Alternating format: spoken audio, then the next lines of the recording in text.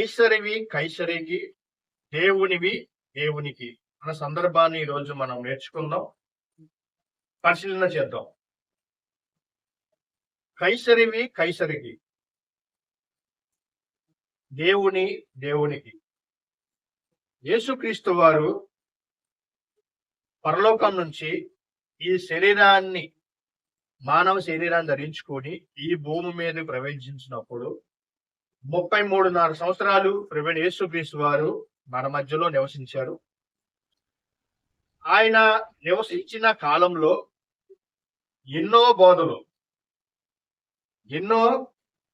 అనేకమైన బోధలు, అనేకమైన మాటలు, అనేకమైన ప్రసంగాలు చెప్పినటువంటి యేసుక్రీస్తు వారి కాలంలో ఆయనను తప్పు పట్టాలని ఆ కాలంలోనే, మొదటి శతాబ్దంలోనే, యేసుక్రీస్తు వారి కాలంలోనే యేసుక్రీస్తు వారిని తప్పు పట్టాలని, యేసుక్రీస్తు వారిని ఇబ్బంది పెట్టాలని, యేసుక్రీస్తు వారిని ఎలాగైనా సరే ఇతను మత మార్పిడి చేస్తున్నాడు అని సమాజంలో యేసుక్రీస్తు వారిని చిక్కులు పెట్టేవారు ఆనాడే ఉన్నారు.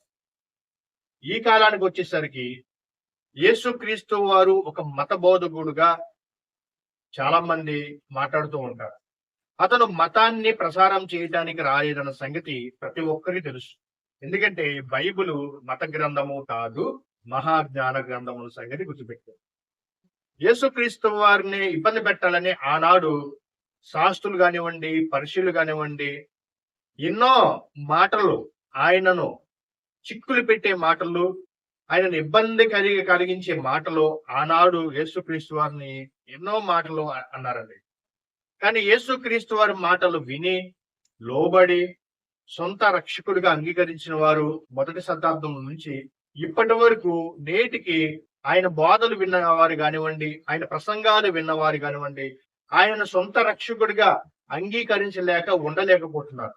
కారణం ఏంటంటే ఆయన చెప్పిన ప్రతి మాటలలో ఒక అద్భుతాలు దాగి ఉన్నాయి. ఆయన చెప్పిన ఒక మాట ఎన్నో అర్థాలు కానివ్వండి, ఎన్నో పరమార్థాలు కానివ్వండి ఉన్నాయి. కానీ యేసుక్రీస్తు వారిలో భూమి మీద బ్రతికిన కాలంలో కేవలం 33.5 సంవత్సరాలు భూమి మీద బ్రతికారు. ఆయన మాటలలో తప్పు లేదు, ఆయన చూపులలో పాపం లేదు, ఆయన నడవడలో పాపం లేదు. కానీ యేసుక్రీస్తు వారిని ఆనాడు పరిశీలు శాస్త్రులు కానివ్వండి, యూదులు కానివ్వండి, యేసుక్రీస్తు వారిని తప్పు పట్టాలని ఆనాడు సమాజంలో చూసిన వారు చాలా మంది కనబడతారు. ఈనాటికి ఎప్పటికీ యేసుక్రీస్తు వారి మీద ఎన్నో అబండాలు కానివ్వండి, ఎన్నో నేరాలు కానివ్వండి, బైబిల్ మత పుస్తకం అని సమాజంలో చెప్తూ ఉంటారు, మనకు కనబడతా ఉంటారు. కానీ విచిత్రం ఏంటంటే యేసుక్రీస్తు వారిని తప్పు పట్టాల అన్నవారు వాళ్ళ తప్పులే బయటపడిన సంగతి ఆనాడే మొదటి శతాబ్దం కాలంలోనే యేసుక్రీస్తు వారు వాళ్ళ తప్పులు బయట పెట్టాడు. ఈరోజు మరి బైబిల్ తప్పు పట్టాలని, బైబిల్లో ఉన్న మాటలు తప్పు పట్టాలని ఆలోచించుతూ చదివిన వారు కూడా మా తప్పులు అంటే మనం చేసిన పాపాలు బయట పెట్టే సంగతి వారు గుర్తెరిగి తెలుసుకొని యేసుక్రీస్తు వారు నిజమైన దేవుడని, సొంత రక్షకుడని నమ్మిన వారు మన సమాజంలో కనపడతారు. ఆయన చేసిన ప్రసంగాలు కానివ్వండి, ఆయన చెప్పిన మాటలు కానివ్వండి, బోధలు కానివ్వండి, ఈరోజు ప్రపంచ దేశాలలో ఆయనను నమ్ముకోలేక ఉండలేకపోతున్నారు. ఆయన నమ్ముకుంటున్నారు, ఆయన వెనక నడుస్తున్నారు. ఎందుకు? కారణం ఏంటంటే ఆయన మాటలలో సత్యం ఉంది, ఆయన మాటలలో పరమార్థం ఉంది.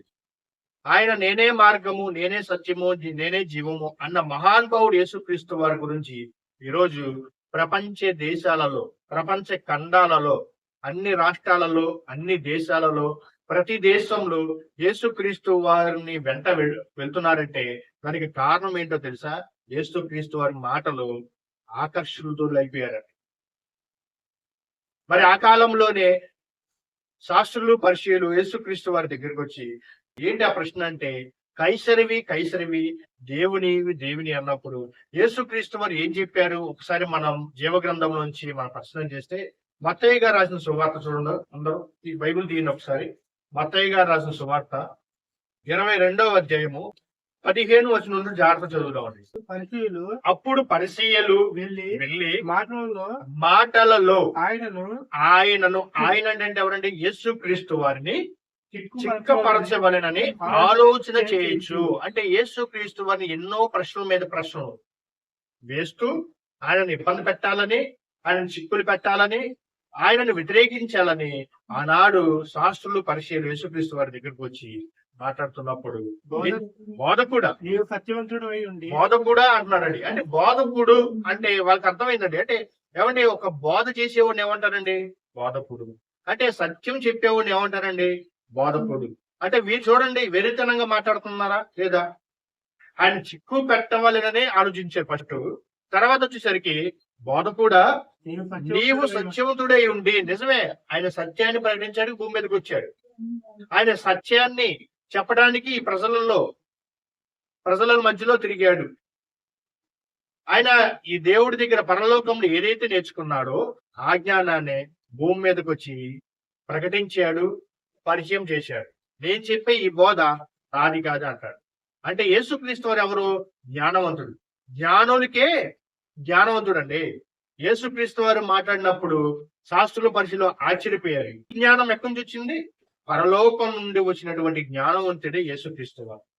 బోధకుడా, నీవు సత్యవంతుడై ఉండి దేవుని మార్గమును సత్యంగా బోధించుచున్నావనియు నీవు ఎవరిని లక్ష్య పెట్టవనియు మోమాటం లేనివాడు, ఎవ్వరికి తలదించని యేసుక్రీస్తు వారు.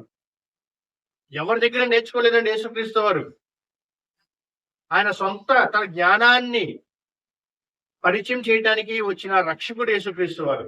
ఆయన పరలోకం నుండి భూమి మీదకి వచ్చినప్పుడు పరలోకంలో తండ్రి దగ్గర జ్ఞానాన్ని నేర్చుకొని ఈ భూమి మీదకి వచ్చి 33.5 సంవత్సరాలు ఎన్నో అద్భుతాలు చేసి, ఏమండి, ఎన్నో సూచక క్రియలు, ఎన్నో ఆశ్చర్యకరమైన మాటలు ప్రకటించి, ఎన్నో ఉపమానాలు చెప్పాడు యేసుక్రీస్తు వారు.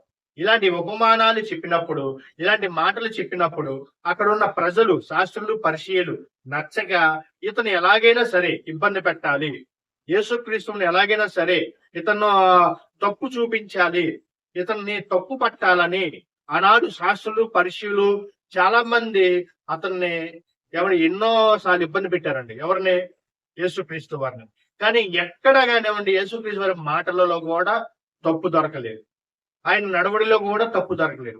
ఆయన చూపులలో కూడా తప్పు దొరకలేదు. ఎందుకు అంటే ఆయన దేవుడి కుమారుడు, ప్రియమైన దేవుని పిల్లలు యేసుక్రీస్తు. మోమాటం లేని వాడు నీవు ఎరుగుదుము. నీకేమి తోచుతున్నది? 17 వచ్చింది. నీకేమి తోచుతున్నది?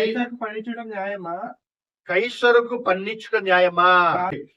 ఆయనను ప్రభుత్వాన్ని, రోమా ప్రభుత్వం, యేసుక్రీస్తు వారి కాలంలో పరిపాలించే సామ్రాజ్యం ఏదండి?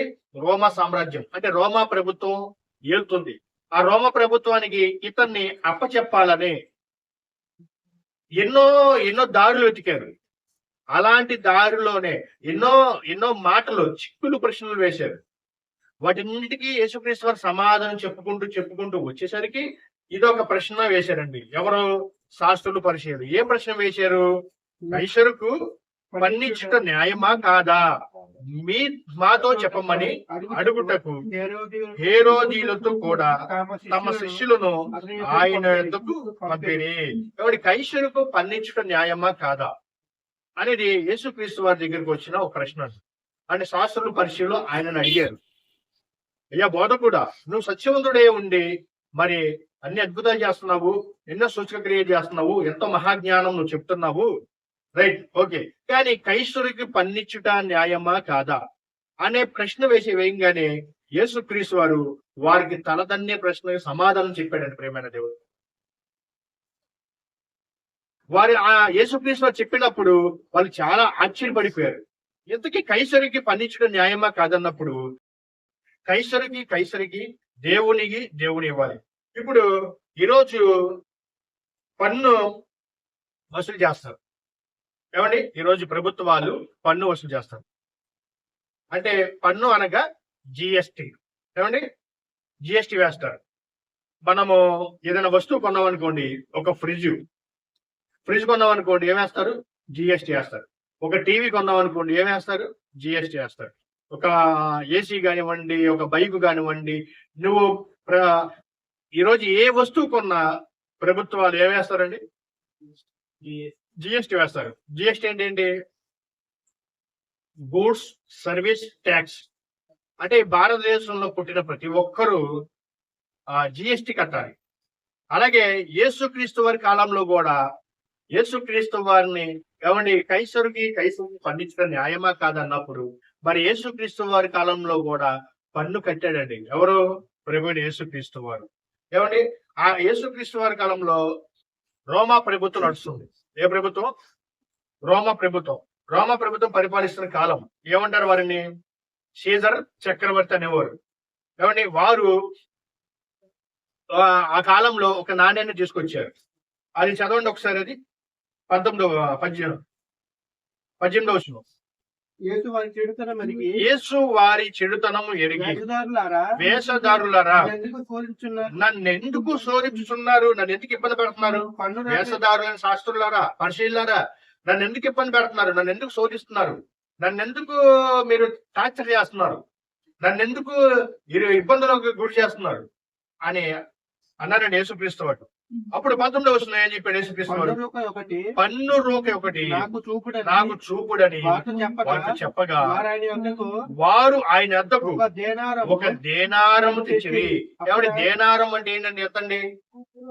దేనారము అంటే ₹1 దేనారము తెచ్చిరి. అప్పుడు ఆయన ఈ రూపమును పైవ్రాతయు ఎవరివని వారిని అడగగా, ఈ పైవ్రాతవు ఈ రూపము ఎవరి అని యేసుక్రీస్తు వారు అడుగుతున్నారు వారిని. అప్పుడు వారు ఏం చెప్తున్నారు? వారు కైసరు అనిరి. అప్పుడు యేసుక్రీస్తు వారు ఏం చెప్పారండి? అందుకు ఆయనగా అలాగైతే కైసరివి కైసరునకును దేవునికి చెల్లించుడని వారితో చెప్పాను. ఈ మాట చెప్పంగానే వారిలో అసలు నిజంగా ప్రేమైన దేవుడు యేసుక్రీస్తు వారు ఒక మాట చెప్పాడంటే చాలా అద్భుతం దాగి ఉందండి. యేసుక్రీస్తు వారు ఒక మాట పలికాడంటే, ఒక ప్రవచనం పలికాడంటే ఏమండి ఎన్నో అద్భుతాలు దాగి ఉన్న సంగతి ఆనాడే గుర్తుపెట్టుకున్నారు. అంటే వారు కైసరివికి ఇచ్చేయండి, దేవునికి ఇచ్చేయమని అన్నప్పుడు ఇంకా వారికి సౌండ్ లేదండి. ఎవరికి? యేసుక్రీస్తు వారిని చిక్కులు పెట్టడానికి వచ్చిన శాస్త్రులు పరిశీలకి వారికి సౌండ్ లేకుండా చేశారండి.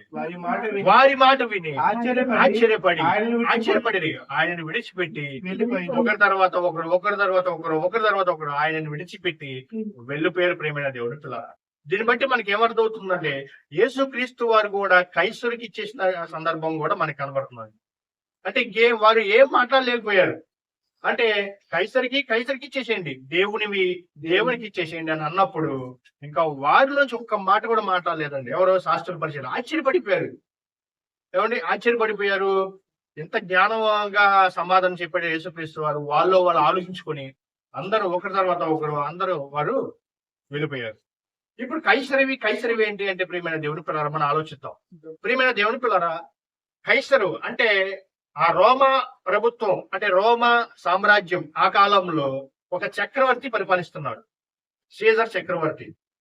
అంటే సీజర్ చక్రవర్తి ఆ కాలంలో పరిపాలించిన నాయకులు వారి బొమ్మలని నాణెముల రూపంలో తయారు చేసుకుంటారు. అర్థమైందండి? నాణెముల మీద ఆ దేశం పరిపాలించిన వారి స్వతంత్ర పోరాట యోధులు అంటారు వారిని. వారి బొమ్మల్ని ఈ నాణెముల మీద వేసుకునేవారు. అంటే ఇవి కైసరివి. ఇప్పుడు ఆ నాణెములు రాకమునుపు ఎలాగా ఉండేదంటే వస్తువు మార్పిడి అంటారు. తెలుసండి మీకు? ఏదన్నా ఒక రైస్ కావాలనుకోండి, మనకి ఒక రైస్ కావాలనుకోండి, వారికి ఏదైతే అవసరమైందో, వారికి ఏమైనా గోధుమలు అవసరం అనుకోండి, మన రైస్ వాళ్ళకి ఇచ్చి గోధుమలు తీసుకొస్తాం. మనకి కూరగాయలు అవసరం అనుకోండి, వారికి ఏమంటే ధాన్యం ఇచ్చి వాళ్ళ దగ్గర కూరగాయలు తీసుకుంటాం. అంటే నాణ్యములు రాకమునుపు వస్తు మార్పిడి అనేవారు. ఒక వస్తువు ఇచ్చి పలానా మరొక వస్తువు తీసుకునేవారు. ఒక వస్తువు అంటే వారికి కావాల్సింది మన దగ్గర ఉంటుంది, మనకు కావాల్సింది వారి దగ్గర ఉంటుంది. ఇచ్చి పుచ్చుకోట, దీనిని ఏమంటారంటే వస్తువు మార్పిడి. అంటే నాణ్యములు రాకమునుపు వస్తువు మార్పిడి ప్రపంచంలో ఉండేది.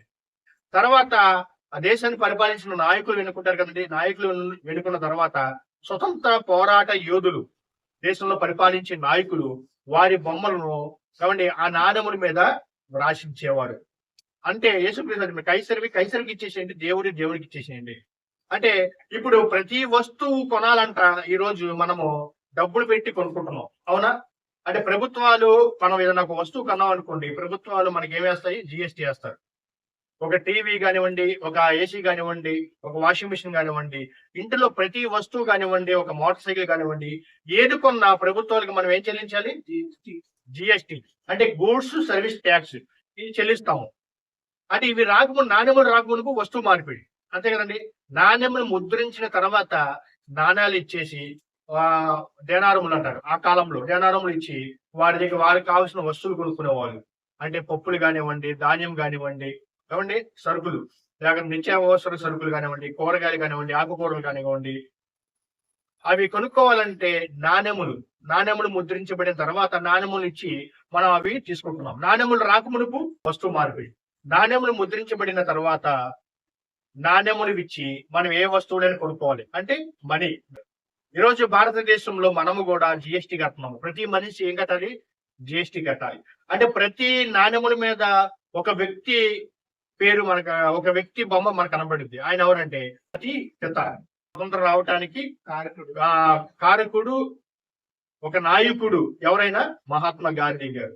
మరి ఈరోజు 10 రూపాయల కాగితం మీద, 50 రూపాయల కాగితం మీద, 100 రూపాయల కాగితం మీద, 500 కాగితం మీద ఎవరి బొమ్మ ఉంటదండి?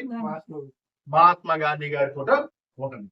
అంటే మన భారతదేశానికి స్వతంత్రం తెచ్చిన నాయకులలో మొట్టమొదటి ప్రథమ నాయకుడు మహాత్మా గాంధీ గారు. అంటే ఇతని యొక్క రూపము మనం కరెన్సీ మీద ముద్రించారు. ఇవి మనం ఇచ్చి ఏం తీసుకుంటాము? వస్తువులు కొనుక్కుంటాము. అంటే ఆ కాలంలోనే, యేసుక్రీస్తు వారి కాలంలోనే, ఏమండి యేసుక్రీస్తు వారు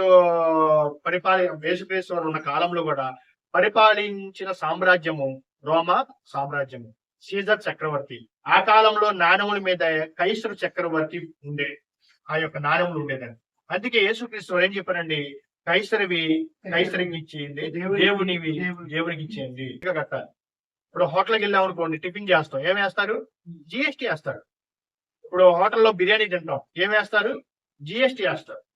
అంటే ప్రతి మనిషి ప్రభుత్వానికి ఏం కడుతున్నారు? పన్ను కడుతున్నారు. ఒక వాటర్ పన్ను కడుతున్నాం లేదా? కడుతున్నాం. ఒక ఇంటి పన్ను కడుతున్నాం లేదా? కడుతున్నాం. అలాగే ఒక టోల్ గేట్ దగ్గర మన అమౌంట్ కడతాం, టోల్ ప్లాజా. అంటే టోల్ కూడా మనం ఏం కడుతున్నాం? ట్యాక్స్ కడుతున్నాం.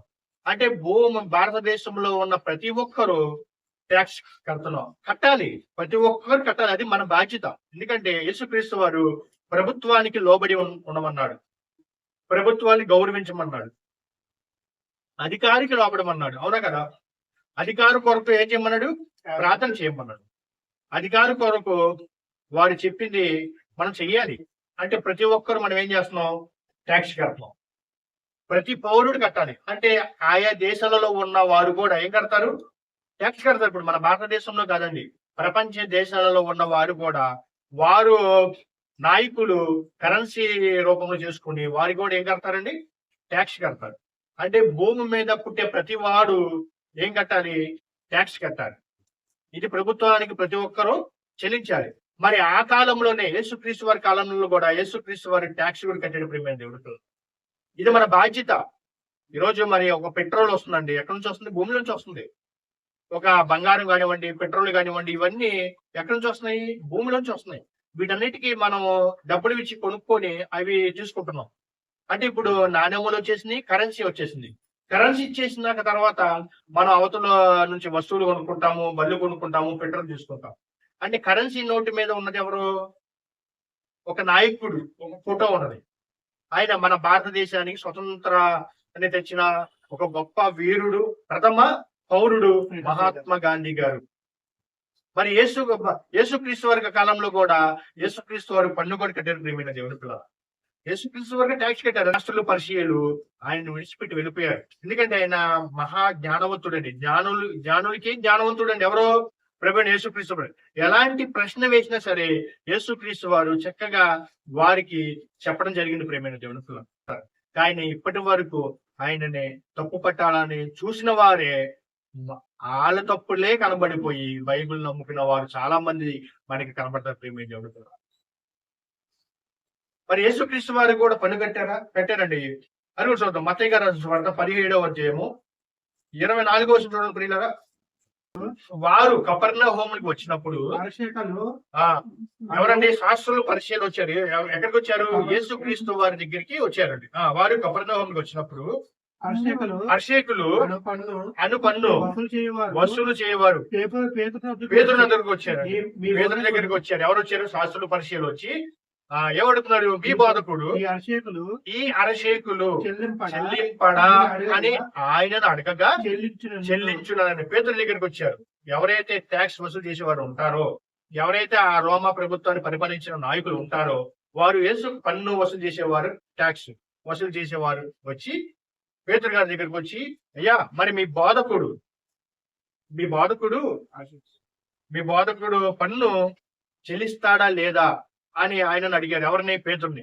అప్పుడు పేతురు ఏం చెప్పాడు? చెల్లించును అనేను, చెల్లించును అనేను. 25వ వచనం. అతడు ఇంటిలోనికి వచ్చి మాట్లాడుకున్న పేతురు గారి మాట వాళ్ళు పేతురు గారి దగ్గరికి వచ్చి మాట్లాడిన సందర్భాన్ని పేతురు గారు యేసుక్రీస్తు వారి దగ్గరికి, లోపల ఉన్న యేసుక్రీస్తు వారి దగ్గరికి చెప్పడానికి లోపల ప్రవేశించినప్పుడు యేసు ఆ సంగతి విని అతని ఇంటిలోనికి వచ్చి మాట్లాడక మునిపే 25వ వచనం. అతడు పేతురు గారి ఇంటిలోనికి వచ్చి మాట్లాడక మునిపే యేసు ఆ సంగతి ఎత్తి యేసుక్రీస్తు వారు తెలీదా? తెలుసు. అక్కడ బయట ఏం జరుగుతుందో యేసుక్రీస్తు వారికి తెలుసు. అక్కడ ఎవరు వచ్చారు పేతురు గారి దగ్గరికి అన్న సంగతి యేసుక్రీస్తు వారికి తెలుసు. ఏం అడిగారు అన్న సంగతి యేసుక్రీస్తు వారికి తెలుసు. అందుకే పేతురు గారు ఇంటిలోనికి వచ్చినప్పుడు ఆ మాట్లాడక మునిపే, అక్కడ చూడండి ఎంత అర్థం ఉందో చూడండి ప్రియమైన దేవుని పిల్లలు. పేతురు గారు మాట్లాడక మునిపే యేసు ఆ సంగతి ఎత్తి, ఏ సంగతి? ఇదిగో మీ బోధకుడు పన్ను కట్టడా పేతురు గారి దగ్గరికి వచ్చిన సంభాషణ యేసుక్రీస్తు వారికి తెలిసి, ఏమండి యేసు ఆ సంగతి ఎత్తి, సిమోనా నీకేమి తోచుచున్నది? భూరాజులు సుంకమును పన్నును ఎవరి యొద్ద వసూలు చేదురు? కుమారుల యొద్దనా అన్యుల యొద్దనా అని అడిగాను. అతడు అన్యులెద్దనే అని చెప్పగా యేసు అలాగైతే కుమారులు స్వతంత్రులే అయినను మనము వారికి మనము ఆయనకి అభ్యంతరం కలుగజేయకుండానట్లు, మనము ప్రభుత్వానికి అభ్యంతరం చేయకుండానట్లు మన ప్రభుత్వానికి చెల్లించవలసిన పన్ను చెల్లించాలి గనుక వారిని ఇబ్బంది పెట్టద్దు, వారిని అడిగింది మనం ఇచ్చేయాలి గనుక ఆనాడు యేసుక్రీస్తు వారి ప్రభుత్వానికి పన్ను చెల్లించారు. ఈ రోజు మనము కూడా భారతదేశంలో పుట్టిన ప్రతి ఒక్కరు కూడా పన్ను చెల్లించాలి. ఇది మన బాధ్యత. కనుక ప్రియమైన దేవుని పిల్లరా, అలాగైతే మా కుమారుడు స్వతంత్రులే అయినను మనము వారికి అభ్యంతరం కలుగజేయకూడనట్లు నీవు సముద్రముకు పోయి గాలము వేసి మొదట పైకి వచ్చిన చేపను పట్టుకొని దాని నోరు తెరిచిన ఎడల ఒక షెకెలు దొరికెను. దానిని తీసుకొని నా కొరకును మీ కొరకును వారికి ఇమ్మని అతనితో చెప్పాను. యేసుక్రీస్తు వారు పన్ను కట్టాడు. ప్రియమైన దేవుని పేతురు, నువ్వు సముద్రానికి పోయి గాలమే మొదటిగా పట్టిన చేప, మొదటిగా వేసిన గాలానికి ఏ చేప అయితే పడిందో ఆ చేపలో ఒక షెకెలు దొరికింది. ఏమండి? షెకెలు ఆ పైకి వచ్చిన చేపలో నోరు తెరిచిన ఒక షెకెలు దొరికిను. దాన్ని తీసుకొని నా కొరకును నీ కొరకును మరిద్దరు కొరకును పన్ను కట్టే అని యేసుక్రీస్తు వారు చెప్పాడండి. ప్రియమైన దేవుని అంటే యేసుక్రీస్తు వారు కూడా పన్ను కట్టారు. ప్రియమైన దేవుని పిల్లరా, పన్ను కట్టారు. అంటే కైసరికి ఇచ్చేసేయండి. ప్రభుత్వాలు ఎవరైతే పరిపాలిస్తున్నారో వారికి లోపడమన్నాడు యేసుక్రీస్తు వారు. వారిని గౌరవించమన్నాడు, వారి కొరకు ప్రార్థన చేయమన్నాడు. మనము కూడా ప్రతి ఒక్కరము ప్రభుత్వానికి పన్ను చెల్లించాలి. అది మన బాధ్యత, అది మన అందరి బాధ్యత. మన ప్రభు అయిన యేసుక్రీస్తు వారు కూడా పన్ను చెల్లించారు. పేతురు పన్ను చెల్లించడము అన్యాయం కాదండి. పన్ను చెల్లించడము న్యాయమే. ప్రియమైన దేవుని పిల్లరా, పన్ను చెల్లించడం మన బాధ్యత అండి. పన్ను చెల్లించడము మనకి గవర్నమెంట్ ఇచ్చిన ఒక బాధ్యత, ప్రతి ఒక్కరు బాధ్యత. ప్రియమైన దేవుని పిల్లరా, అది అన్యాయం ఏది కాదు. అంటే యేసుక్రీస్తు వారు కూడా పన్ను కట్టాడు అని సంగతి మనం ఆలోచించాలి. ఎందుకంటే ప్రభుత్వం మనకి ఎన్నో సేవలు చేస్తున్నారండి. అవునండి, మనకి ఎన్నో సేవలు చేస్తారు. ఒక కార్మిక వారు ఎన్నో సేవలు చేస్తున్నారు. ఒక మున్సిపాలిటీ వారు ఎన్నో సేవలు చేస్తున్నారు.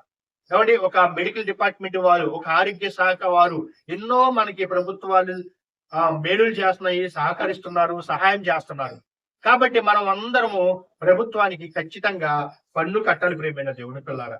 అది తప్పు కాదండి. పన్ను కట్టడం తప్పు కాదు. అది అన్యాయమే కాదు ప్రియమైన దేవుని పిల్లారా. అది న్యాయమే.